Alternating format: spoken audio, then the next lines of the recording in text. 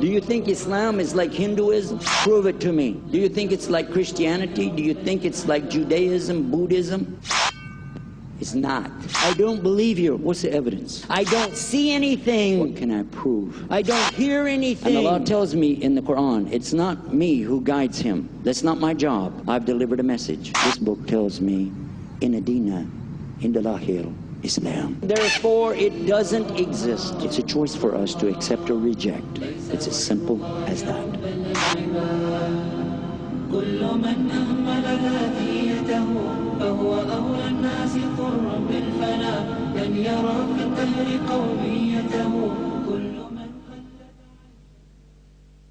Bismillah, alhamdulillah, wassalatu wassalamu ala rasulullah wa ala alihi wa sahbihi ajma'in. Ashhadu an la ilaha illallah wa la sharika lah wa ashhadu anna Muhammadan abduhu rasul ma ba'd. Assalamu alaikum. Tonight we're going to be talking about one of my favorite subjects, Islam. This is my favorite subject. Everybody likes Islam? Is anybody here doesn't like Islam? Huh? I dare you to stand up in front of all these terrorists. I mean Muslims. I meant to say Muslims. Actually, the subject tonight is kind of big. And the subject we're talking about now is going to be about science. And a lot of times people in the religion business don't want to go there. They don't want to talk about science because it could mess up what they're trying to say. Some real obvious things happen when you get into science. Science basically meaning what? What are we talking about when we talk about science? We're talking about proving things with testable evidence. Can I use this term? Is that okay? I'm not trying to redefine anything, but will everybody accept proving something with testable evidence? Can I use that? And we'll say that's science, okay? All right. The first thing that happens in the religious business is there's not a whole lot you can prove. There's not. What are you going to prove? And I remember when I first came into Islam, I had no idea I was coming to Islam. I was trying to convert, remember that, a Muslim to be a Christian. And he said, I'll go to your religion. I said, great. He said, if your religion's better than my religion, he said, but you're going to have proof. Religion, by the way, that's one of my degrees, happens to be in theology. And for sure, religion is not about proof. It's about faith. Faith. You got to have faith, you know, like that. Not about proof. What's that? I said, faith is religion. He said, no. In Islam, we have both. I said, both? How can you have both? How can it be that you're going to tell me that you have faith and proof? How? And then I challenge him, are you going to tell me you can prove there's a God? Now stop and think. What kind of question did I just ask him? What? A man preaching a religion is asking somebody else to prove my point. I'm out here talking about God, right? I'm saying there's a God, right? Every preacher is saying there's a God. There's no religion on earth that will tell you, well, we're not real sure. We're just kind of like having fun with you today. No, there's God. There is God. Is there any proof? And then the preacher themselves will go, no, there's no proof. How could I be asking him, can you prove it? I'm supposed to be a preacher. He said in Islam, that's absolutely provable, testable evidence. The science starts right there. Where does science start in Islam? Immediately. Where's the proof?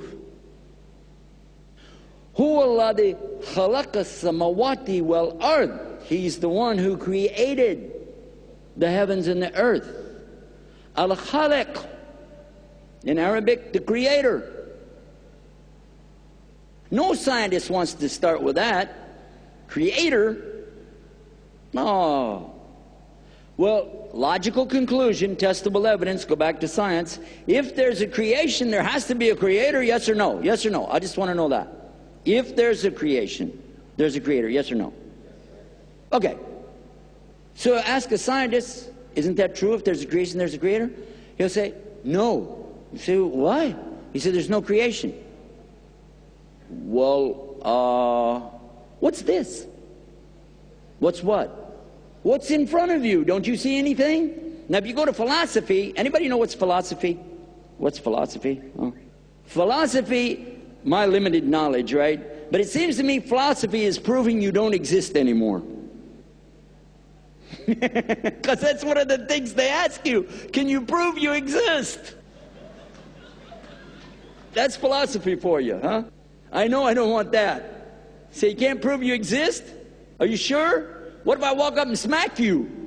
And you go, hey, I don't exist. I don't like that deal. Testable evidence. Is there a creation? Yes or no? Let's solve that tonight. It's hot up here. Excuse me.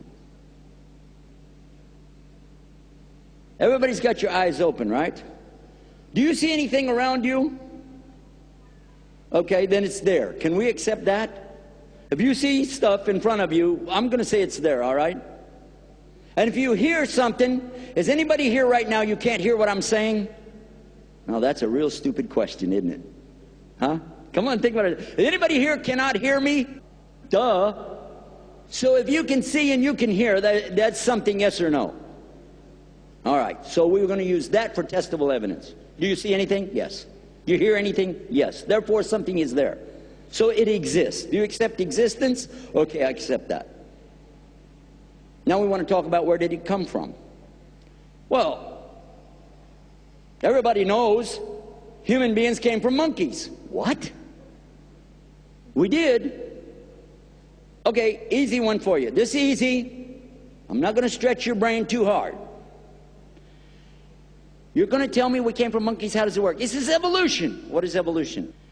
Evolution means something evolves. It's at one stage, and then it evolves to another stage. By the way, most religions don't accept evolution. Religions don't accept evolution. Evolving from this to this. They said, there's this big mass, a rock, floating in space, and it blew up. What made it blow up? I don't know. When did it blow up? I don't know. How did it blow up? I don't know. What was it before it was a rock? I don't know. But you're telling me evolution. So the rock must have come from something else. I don't know. But anyway, there was a rock. All right. And it blew up. And it blew up. Okay. And then everything happened after that. Oh, really? Everything come from a blowing up. All right, just trying to get the idea how it works. And from the blowing up came stars. How did that happen? From the blowing up. Excuse me, I don't want to bother you with your thinking, but we're Muslims. And you can pick up any newspaper or listen to any television channel on earth, and you will find we're the experts on blowing up, okay? So don't tell us about blowing up. When you blow something up, is it a mess or it's real nice? Which one? Organized or mess? Okay, I'm going to use the word chaos, meaning big mess. Chaos or organization? Okay, just real slow. Blowing up. Chaos, organization. Which one? Okay. But just to be real sure, in case you forgot, look out with your eyes. Look out as far as you can see at night, especially, and look at the stars. Is it pretty? It's so beautiful. It's such a beautiful, mystic kind of a thing that a human being goes, whoa. It's so overwhelming that a young boy will like to take his new wife, his bride out, his girl, and take her out just to look at the stars. They do it all the time because it's so romantic. It's so, you're just looking at a bunch of fires. If all you believe in is this, what you said, evolution, those are just fires, man. Just light some matches and get excited. But no.